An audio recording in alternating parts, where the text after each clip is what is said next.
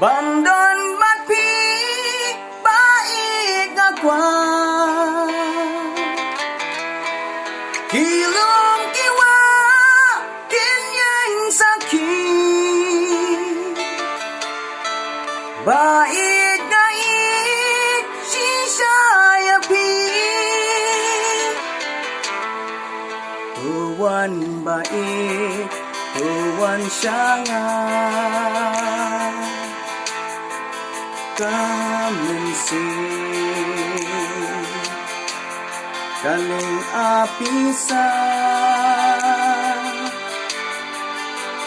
wan bait tuwan syanga day tang happy yala jiem nala aiti day tang happy jing i jonga gala aiti